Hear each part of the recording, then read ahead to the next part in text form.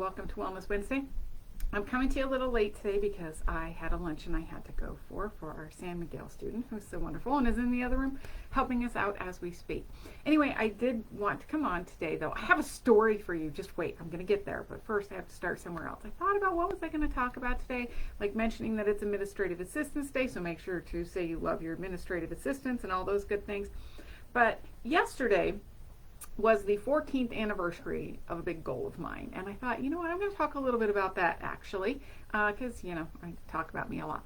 Anyway, so I lost 70 pounds and it took me 2.5 years to do it. But yesterday was my 14th anniversary of being at my goal weight. And sometimes during that 2.5 years, I really wanted to quit because it was frustrating.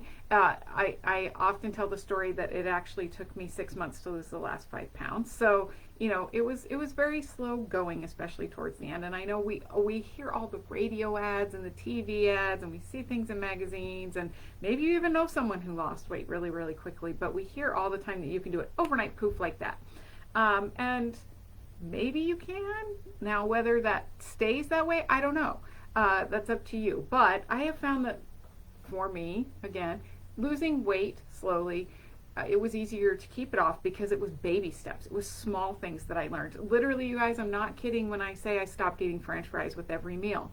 Okay, they came in the form of hash browns with breakfast, but there was often, that was my, what I did. I pulled through drive-through and it was a potato on the side, a fried potato of some form, always with every meal and often as a snack. And so it started with maybe only doing that once a day and then only a couple times a week. And now, believe it or not, I can sometimes go all week without having French fries. But I also don't have to never have French fries.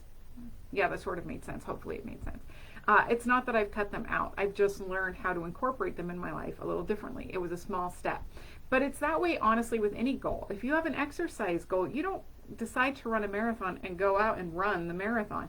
You will hurt something fierce the next day. So what you have to do is you have to train a little bit. You have to, first of all, maybe start walking. Maybe you have to just get off the couch first, and then you have to go longer distances, and then you work in a run walk kind of situation where you do 1 minute or whatever, and you work your way up to doing that race. You don't just go out and do it. I hear this a lot. I love to go to the book festival here in Tucson, and you hear the authors talk about the way you write a novel is that you sit down and you write every day. And I'm kind of talking to myself when I say that because it's a dream. But anyway, you write a page. Maybe that's where you start. Then you get good at it. You do 5 pages a day. You do 10 pages a day. But it starts in small little bits. You have to see that little bit happen and get that success. There's a great picture of some stairs showing the difference of little goals and large goals. And how if you're going up the stairs, these little steps are easy to take. But if you've got these huge goals and you're trying to do them all at once, the first step is this big and you can't get up it, because the person in the picture is this big. It's hard to tell you about it. You have to actually see it, but I'm sure you can imagine it.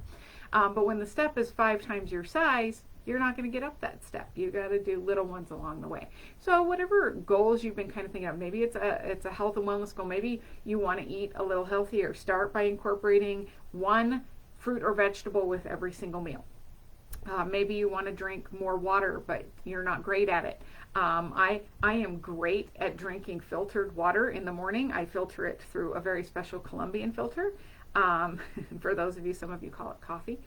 Anyway, but I'm not great at drinking water the rest of the day. So I found this fun little bottle that it does flavors in it, and so that helps. Or spa water. I love like cucumber and mint or strawberry, different things that you can actually infuse the water with as a flavor, especially citrus and that, and it helps me drink a little bit more throughout the day. So maybe it's getting creative that way. And again, you don't necessarily start with, I once decided to drink a lot more water and I bought this huge 64-ounce mug thing, and I carried it around, told myself I couldn't drink anything else until I drank that water, and I was probably horribly dehydrated all of the time because I was throwing a fit because I didn't really want to drink water. I wanted to drink a soda or an iced tea or whatever. But now I've learned that a little 8-ounce glass, if I put it by my fridge and I just fill it up and drink it down every time I walk through, I get a lot more water that way than if I'm trying to carry around a gigantic cup. So figure out what works for you. But again, that's just kind of one of those little goals along the way. But here's my funny story. So I do want to say it's not like when I reached my goal that I suddenly didn't crave food. Every day I face it. In fact, not even every day, like every 5 minutes, maybe even less on some days. I have to face my worst enemy, which is food. And you have to eat to live, so I don't have a choice but to face it and to have to make that decision every time. But one of the things I've learned over the years that has helped me tremendously is the question, is it worth it? And somebody once said, is it exquisite? And if it's not, don't eat it. And, you know, even if you've spent money on it, it's not worth your health to sacrifice to have that. Anyway, at this luncheon today, I noticed as I sat down, they had already put the desserts on the table in front of us. And it was this adorable piece of cake that was so cute and had a flower on it. And it was just all pretty. And I was looking at it, and in my brain, I honestly was thinking, that's getting dried out. Sitting there because lunch hadn't been served yet, but you know, dessert had been on the table for I don't know how long.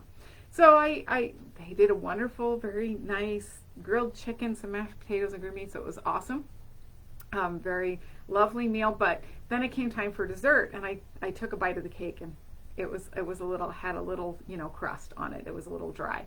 Now, normally I could have kind of scraped around it and tried to find the moist part, because I'm sure there was some underneath, but I just decided, you know what, it's not worth it, and I'm not going to eat it today, because I had this great reminder yesterday to kind of help give me that inspiration. So I chose to walk away. I thought to myself, this is my funny part of the story. I thought to myself, you know, maybe later I'll have some nothing bundt cake instead, because that's one of my favorites. And so I thought, if I'm going to have cake, I'm going to have something that's going to be worth it. So I come back to my office and I open the door, and I'm not kidding you guys. This is sitting on my desk with my name on it. You can kind of see. There's my name. Oh, there's the camera. I had to find it. That's it. No, other than my name. So I ripped it open, obviously, because I'm like, is there a note inside? No, but there's a cake. So I thought it was hilarious that I, you know, called a cake into fruition, I guess, somehow. But I still have no idea how it appeared on my desk. Nobody here seems to know how it appeared on my desk. So if somebody out here who's watching this gave me a nothing bundt cake today, thank you. I will take a yummy bite of that later, and then I will save the rest of it to take yummy bites of the next several days, because that's what I do with those. I just enjoy kind of a little bit a day. They come with these great stripes, and you can measure exactly what you're eating, and that's what I do, because I have learned to decide that just because I have a bite doesn't mean I have to eat the whole thing. I can have a bite, and I can thoroughly enjoy that bite, and then know that now I have another bite for tomorrow. It's not always easy, guys. It's none of our like big goals that we're dreaming. They're not supposed to be easy. They're supposed to stretch us a little bit. So I want you to think of your goals. Is it a health and wellness goal? Is it a life goal? Is it an education goal? Whatever it is, think about what it is that big goal is, and then what are some little steps you can take along the way, and what's the teeny tiny first one that you can take as you're going there. All right. And if you need some, you know, help with some inspiration, or us saying you go girl, or you go boy, you got it, whatever, put it in the comments underneath and we will cheer you on. All right. I hope you all have a fabulous week, and we'll see you next week. Bye.